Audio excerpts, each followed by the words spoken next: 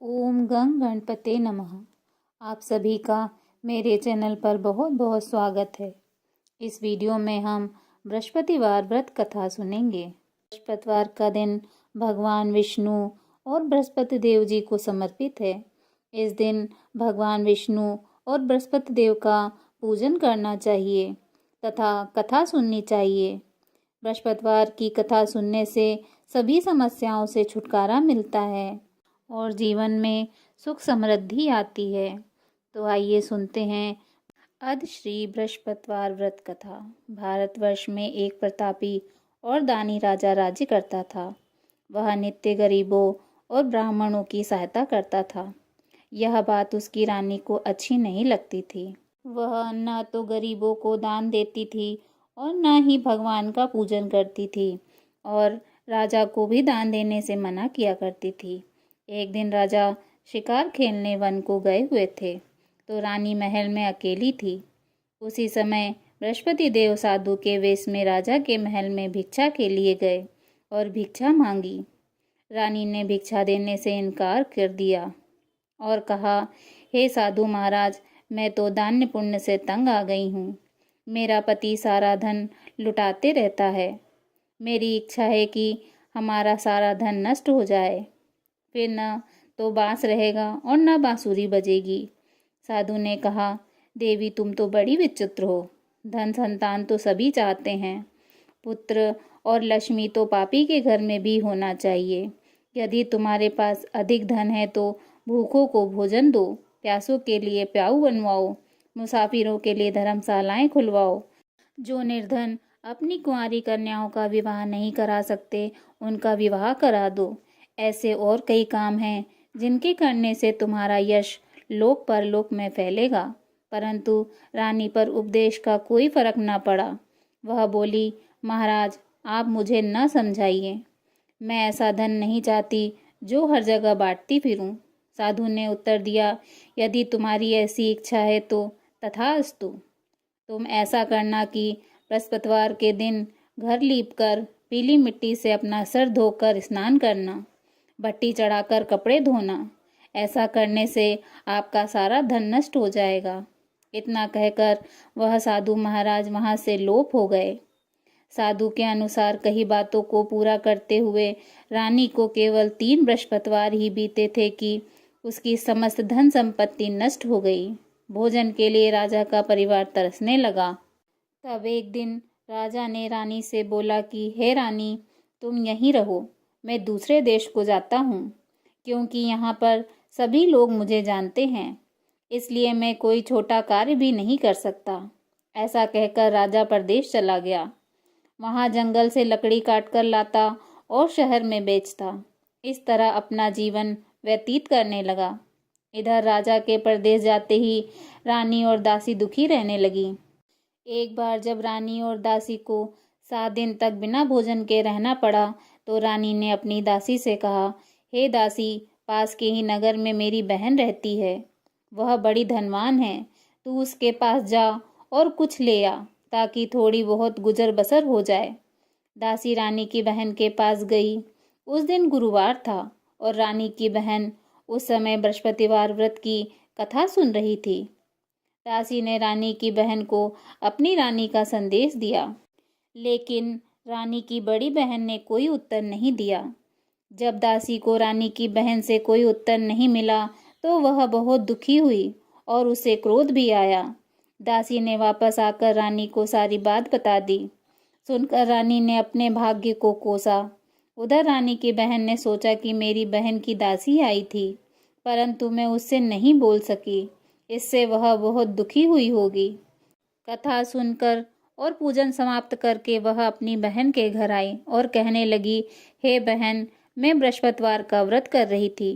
तुम्हारी दासी मेरे घर आई थी, परंतु जब तक कथा होती है तब तक न उठते हैं और न ही बोलते हैं, इसलिए मैं नहीं बोली। कहो दासी क्यों आई थी? रानी की बहन बोली, बहन तुमसे क्या छिपाऊं, हमारे घर में खाने तक को अनाज नहीं है। ऐसा कहते कहते रानी की आंखें भर आईं। उसने दासी समेत पिछले 7 दिनों से भूखे रहने तक की बात अपनी बहन को विस्तार पूर्वक सुना दी। रानी की बहन बोली, देखो बहन, भगवान बृहस्पति देव सबकी मनोकामना पूर्ण करते हैं। देखो शायद तुम्हारे घर में अनाज रखा हो। पहले तो रानी को विश्वास नहीं हुआ, पर बहन के आग्रह करने पर उसने अपनी दासी को अंदर भेजा तो उसे सचमुच अनाज से भरा एक घड़ा मिल गया। यह देखकर दासी को बड़ी हैरानी हुई। दासी रानी से कहने लगी, हे रानी, जब हमको भोजन नहीं मिलता तो हम व्रत ही तो करते हैं, इसलिए क्यों ना इनसे व्रत की विधि और कथा पूछ ली जाए ताकि हम भी व्रत कर सकें। तब रानी ने अपनी बहन से बृहस्पतिवार व्रत के बारे में पूछा।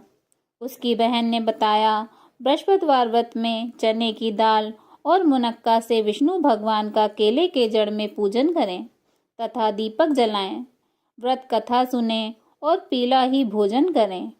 इससे बृहस्पति देव प्रसन्न होते हैं। व्रत और पूजन विधि बताकर रानी की बहन अपने घर लौट आई।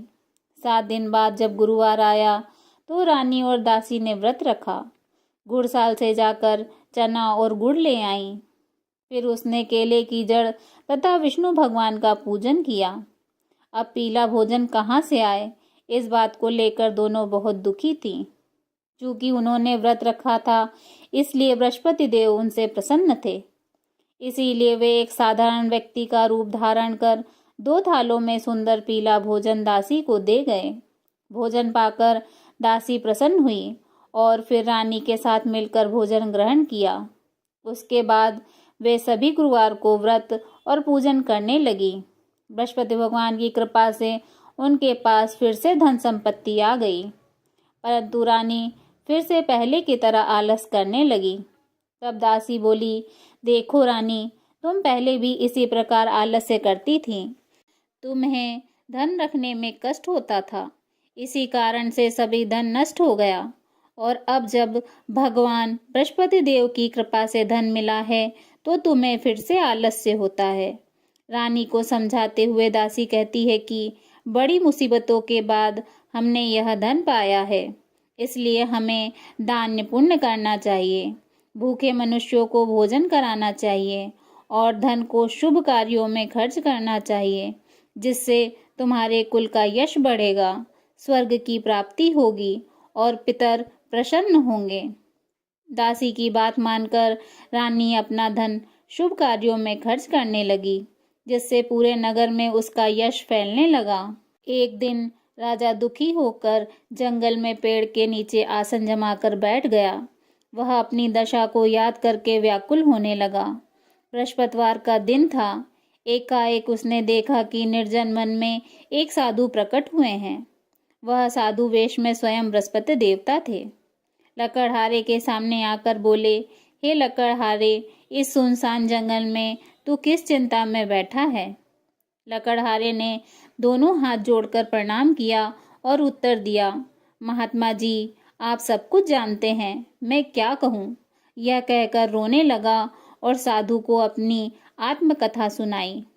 महात्मा जी ने कहा, तुम्हारी स्त्री ने बृहस्पति के दिन बृहस्पति भगवान का निरादर किया है, जिसके कारण रुष्ट होकर उन्होंने तुम्हारी यह दशा कर दी।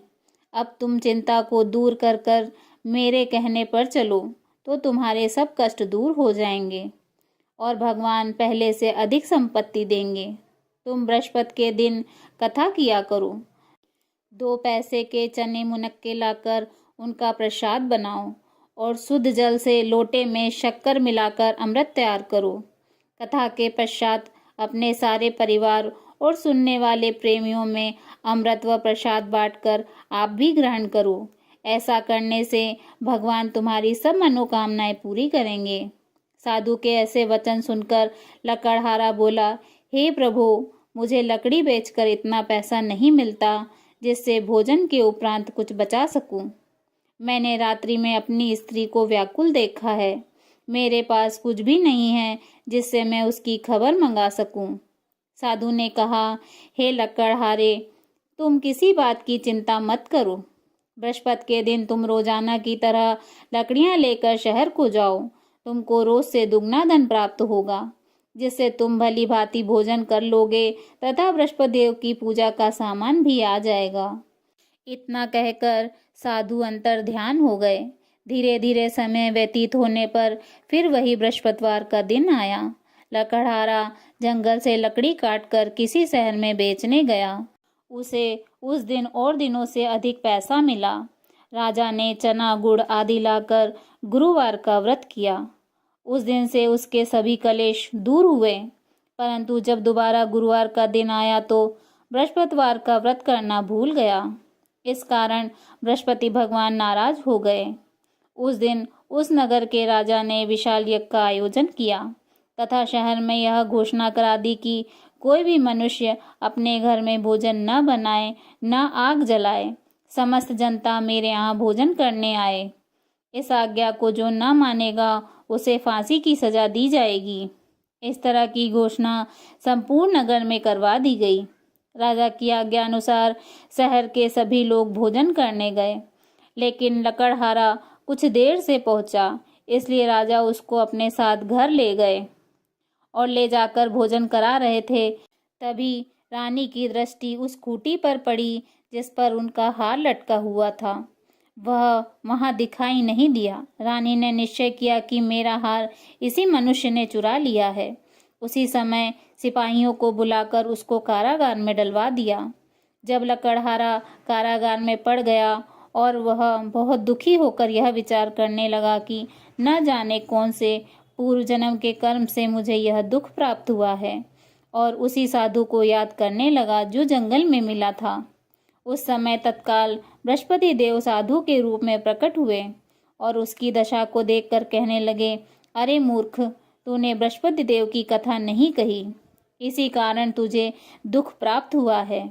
अब चिंता मत कर, बृहस्पति के दिन कारागार के दरवाजे पर 4 पैसे पड़े मिलेंगे। उनसे तू बृहस्पति देव की पूजा करना, तेरे सभी कष्ट दूर हो जाएंगे। बृहस्पतिवार के दिन उसे 4 पैसे मिले। लकड़हारे ने कथा कही। उसी रात्रि को बृहस्पति देव ने उस नगर के राजा को स्वप्न में कहा, हे राजा, तूने जिस आदमी को कारागार में बंद कर दिया है वह निर्दोष है, वह राजा है, उसे छोड़ देना। रानी का हार उसी खूंटी पर लटका है। अगर तू ऐसा नहीं करेगा तो मैं तेरे राज्य को नष्ट कर दूंगा।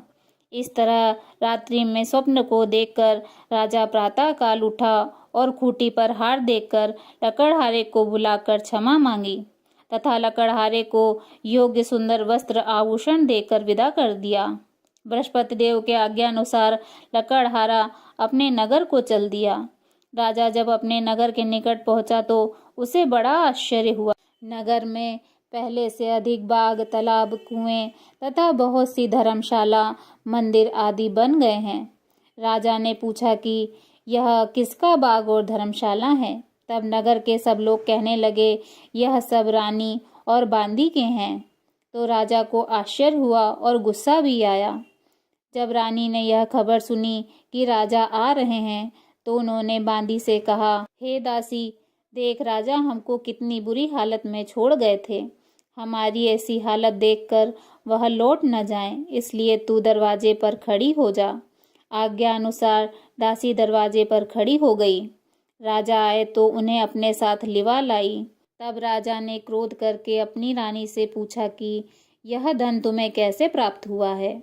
तब उन्होंने कहा, हमें यह सब धन बृहस्पति देव की कृपा से प्राप्त हुआ है। राजा ने निश्चय किया कि 7 रोज बाद तो सभी बृहस्पति देव का पूजन करते हैं, परंतु मैं प्रतिदिन दिन में 3 बार कहानी तथा रोज व्रत किया करूँगा। अब हर समय राजा के दुपट्टे में चने की दाल बंधी रहती तथा दिन में 3 बार कहानी कहते। एक रोज राजा ने विचार किया, चलो अपनी बहन के यहाँ हो आए। इस तरह निश्चय कर राजा घोड़े पर सवार हो अपनी बहन के यहाँ चलने लगा। मार्ग में उसने देखा कि कुछ आदमी एक मुर्दे को लिए जा रहे हैं। उन्हें रोककर राजा कहने लगा, अरे भाइयों, मेरे बृहस्पति देव की कथा सुन लो। वे बोले, लो हमारा तो आदमी मर गया है, इसको अपनी कथा की पड़ी है। परंतु कुछ आदमी बोले, अच्छा कहो, हम तुम्हारी कथा सुनेंगे। राजा ने दाल निकाली और जब कथा आधी हुई थी कि मुर्दा हिलने लग गया, और जब कथा समाप्त हो गई तो राम राम कर कर मनुष्य उठकर खड़ा हो गया। आगे मार्ग में उसे एक किसान खेत में हल चलाता मिला। राजा ने उसे देखा और उससे बोला, अरे भैया, तुम मेरी बृहस्पतिवार की कथा सुन लो। किसान बोला, जब तक मैं तेरी कथा सुनूंगा तब तक 4 हरिया जोत लूंगा। जा अपनी कथा किसी और को सुनाना। इस तरह राजा आगे चलने लगा। राजा के हटते ही बैल पछाड़ खाकर गिर गए तथा किसान के पेट में जोर से दर्द होने लगा। उसी समय उसकी माँ रोटी लेकर आई। उसने जब यह देखा तो अपने पुत्र से सब हाल पूछा और बेटे ने सभी हाल कह दिया। तो बुढ़िया दौड़ी दौड़ी उस घुड़सवार के पास गई और उससे बोली, मैं तेरी कथा सुनूंगी, तू अपनी कथा मेरे खेत में चलकर कहना। राजा ने बुढ़िया के खेत में जाकर कथा कही, जिसके सुनते ही वह बैल उठ खड़े हुए तथा किसान के पेट का दर्द बंद हो गया।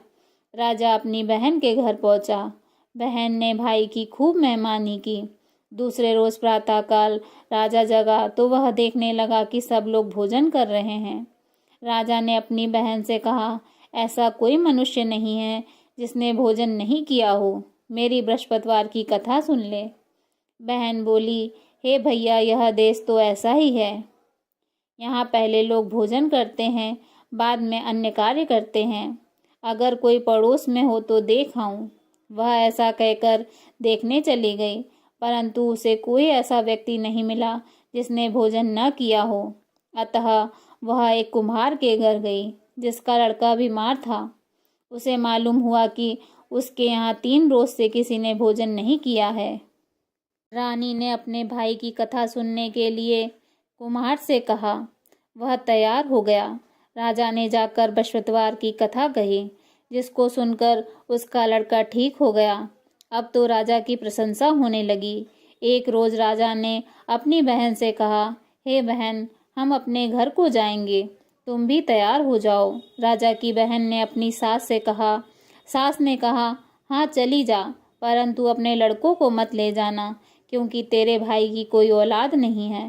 बहन ने अपने भाई से कहा, हे भैया, मैं तो चलूंगी, परंतु कोई बालक नहीं जाएगा। राजा बोला, जब कोई बालक नहीं चलेगा तब तुम ही क्या करोगी। बड़े दुखी मन से राजा अपने नगर को लौट आया। राजा ने अपनी रानी से कहा, हम निर्वंशी हैं, हमारा मुंह देखने का धर्म नहीं है और कुछ भोजन आदि नहीं किया।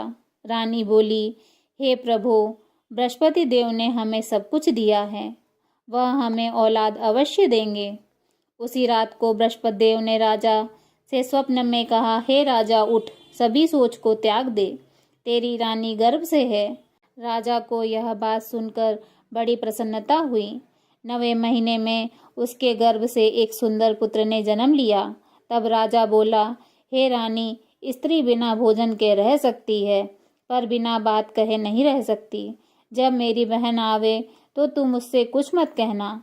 रानी ने सुनकर हाँ कह दिया। जब राजा की बहन ने यह शुभ समाचार सुना तो वह बहुत खुश हुई तथा बधाई लेकर अपने भाई के घर आई। तभी रानी ने कहा, घोड़ा चढ़कर तो नहीं आई, गधा चढ़कर आई। राजा की बहन बोली, भाभी, मैं इस प्रकार न कहती तो तुम्हें औलाद कैसे मिलती। बृहस्पति देव ऐसे ही हैं, जैसे जिसके मन की कामनाएं हैं सभी को पूर्ण करते हैं। जो सद्भावना पूर्वक बृहस्पतिवार का व्रत करता है एवं कथा पढ़ता है अथवा सुनता है, दूसरों को सुनाता है, बृहस्पति देव उसकी सभी मनोकामनाएं पूर्ण करते हैं। भगवान बृहस्पति देव उसकी सदैव रक्षा करते हैं। संसार में जो मनुष्य सद्भावना से भगवान जी का पूजन व्रत सच्चे हृदय से करते हैं तो उसकी सभी मनोकामनाएं पूर्ण करते हैं। जैसी सच्ची भावना से रानी तथा राजा ने उनकी कथा का गुणगान किया तो उनकी सभी इच्छाएं बृहस्पति देव जी ने पूर्ण की थी। इसलिए पूर्ण कथा सुनने के बाद प्रसाद लेकर जाना चाहिए। हृदय में उनका मनन करते हुए जयकारा बोलना चाहिए। बोलो बृहस्पति देव भगवान की जय, विष्णु भगवान की जय। बृहस्पति देव महाराज की दूसरी कथा। प्राचीन काल में एक ब्राह्मण रहता था। वह बहुत निर्धन था। उसकी कोई संतान नहीं थी। उसकी स्त्री बहुत मलिनता के साथ रहती थी। वह न तो स्नान करती थी और न किसी देवता का पूजन करती थी। इससे ब्राह्मण देवता बड़े दुखी थे। बेचारे बहुत कुछ कहते थे, किंतु उसका कुछ परिणाम न निकला। भगवान की कृपा से ब्राह्मण स्त्री के कन्या रूपी रत्न पैदा हुआ। कन्या बड़ी होने पर प्रातः स्नान करके विष्णु भगवान का जाप व बृहस्पतिवार का व्रत करने लगी। अपने पूजन पाठ को समाप्त करके विद्यालय जाती तो अपनी मुट्ठी में जौ भर के ले जाती और पाठशाला के मार्ग में डालती जाती। जब वे जौ स्वर्ण के हो जाते तो लौटते समय उनको बिनकर घर ले आती थी। एक दिन वह बालिका सूप में सोने के जौ को फटककर साफ कर रही थी कि उसके पिता ने देख लिया और कहा, हे बेटी, सोने के जौ के लिए सोने का सूप होना चाहिए। दूसरे दिन बृहस्पतिवार था। इस कन्या ने व्रत रखा और बृहस्पति देव से प्रार्थना करके कहा, मैंने आपकी पूजा सच्चे मन से की हो तो मेरे लिए सोने का सूप दे दो। बृहस्पति देव ने उसकी प्रार्थना स्वीकार कर ली। रोजाना की तरह वह कन्या जौ फैलाती हुई जाने लगी। जब लौटकर जौ बिन रही थी तो बृहस्पति देव की कृपा से सोने का सूप मिला। उसे वह घर ले आई और उससे जौ साफ करने लगी, परंतु उसकी माँ का वही ढंग रहा। एक दिन की बात है कि वह कन्या सोने के सूप में जौ साफ कर रही थी। उसी समय उस शहर का राजपुत्र वहां से होकर निकला। इस कन्या के रूप और कार्य को देखकर मोहित हो गया तथा अपने घर आकर भोजन तथा जल त्याग कर उदास होकर लेट गया। राजा को इस बात का पता लगा तो वह अपने मंत्री के साथ उसके पास गए और बोले, हे बेटा, तुम्हें किस बात का कष्ट है?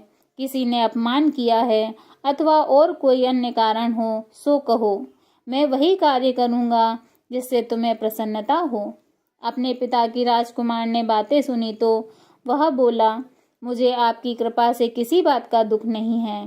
किसी ने मेरा अपमान नहीं किया, परंतु मैं उस लड़की के साथ विवाह करना चाहता हूँ जो सोने के सूप में जौ साफ कर रही थी। यह सुनकर राजा आश्चर्य में पड़ गए और बोले, हे बेटा, इस तरह की कन्या का पता तुम ही लगाओ। मैं उसके साथ तुम्हारा विवाह अवश्य ही करवा दूंगा।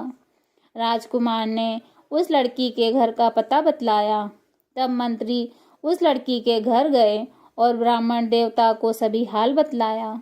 ब्राह्मण देवता राजकुमार के साथ अपनी कन्या का विवाह करने के लिए तैयार हो गए तथा विधि विधान के अनुसार ब्राह्मण की कन्या का विवाह राजकुमार के साथ हो गया। कन्या के घर से जाते ही पहले की भांति उस ब्राह्मण देवता के घर गरीबी का निवास हो गया। अब भोजन के लिए भी अन्न बड़ी मुश्किल से मिलता था। एक दिन दुखी होकर ब्राह्मण देवता अपनी पुत्री के पास गए। बेटी ने पिता की दुखी अवस्था को देखा और अपनी माँ का हाल पूछा। तब ब्राह्मण ने सभी हाल कहा। कन्या ने बहुत सा धन देकर अपने पिता को विदा कर दिया। इस तरह ब्राह्मण का कुछ समय सुखपूर्वक व्यतीत हुआ। कुछ दिन बाद फिर वही हाल हो गया। ब्राह्मण फिर अपनी कन्या के यहाँ गए और सारा हाल कहा। बेटी बोली, हे पिताजी, आप माताजी को यहाँ ले आओ। मैं उन्हें विधि बता दूंगी जिससे गरीबी दूर हो जाएगी। वह ब्राह्मण देवता अपनी स्त्री को साथ लेकर पहुँचे तो अपनी माँ को समझाने लगी, हे माँ, तुम प्रातः काल प्रथम स्नान आदि करके विष्णु भगवान का पूजन करो तो सब दरिद्रता दूर हो जाएगी। परंतु उसकी माँ ने एक भी बात नहीं मानी और प्रातः काल उठकर अपनी पुत्री के बच्चों की जूठन को खा लिया। इससे उसकी पुत्री को बहुत गुस्सा आया और एक रात को कोठरी से सभी सामान निकाल दिया और अपनी माँ को उसमें बंद कर दिया। प्रातःकाल उन्हें निकालकर स्नान आदि करवाया और पाठ करवाया तो उसकी माँ की बुद्धि ठीक हो गई और फिर प्रत्येक बृहस्पतिवार को व्रत रखने लगी। इस व्रत के प्रभाव से उसकी माँ बाप बहुत ही धनवान और पुत्रवान हो गए और बृहस्पति जी के प्रभाव से इस लोक के सुखों को भोगकर स्वर्ग को प्राप्त हो गए। बोलिए विष्णु भगवान की जय, बृहस्पति देव महाराज की जय।